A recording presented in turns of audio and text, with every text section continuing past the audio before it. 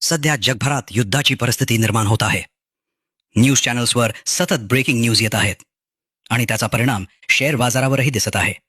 अशा परिस्थितीत अनेक गुंतवणूकदार घाबरतात आणि सर्वात मोठी चूक करतात. ते आपली SIP बंद करतात. पण इतिहास आपल्याला एक महत्त्वाची गोष्ट सांगतो. जगात कितीही युद्ध झाली किंवा आर्थिक संकट आली तरीही दीर्घकालीन गुंतवणूकदारांनी संपत्ती निर्माण केली आहे. कारण बाजार काही काळासाठी खाली येऊ शकतो, पण अर्थव्यवस्था आणि व्यवसाय पुन्हा उभे राहतात आणि वाढतात. जेव्हा बाजार खाली येतो तेव्हा तुमच्या SIP मधून अधिक युनिट्स खरेदी होतात. यालाच रुपी कॉस्ट ॲव्हरेजिंग असं म्हणतात. आज भीतीमुळे SIP बंद करणारा गुंतवणूकदार उद्या येणाऱ्या मोठ्या वाढीपासून वंचित राहू शकतो. खरं तर अशी परिस्थिती अनेकदा गुंतवणुकीची चांगली संधी निर्माण करते. शक्य असेल तर SIP बंद करण्याऐवजी थोडी SIP टॉपअप करण्याचा विचार करा. आज कमी किमतीत घेतलेले युनिट्स उद्या तुमच्यासाठी मोठी संपत्ती निर्माण करू शकतात.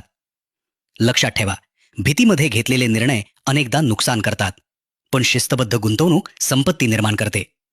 म्हणून युद्ध असो किंवा बाजारातील चढ उतार, SIP बंद करू नका. ती चालू ठेवा आणि शक्य असेल तर वाढवा.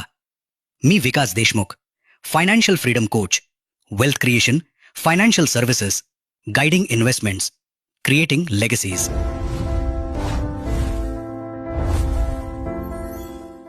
Mutual fund investments are subject to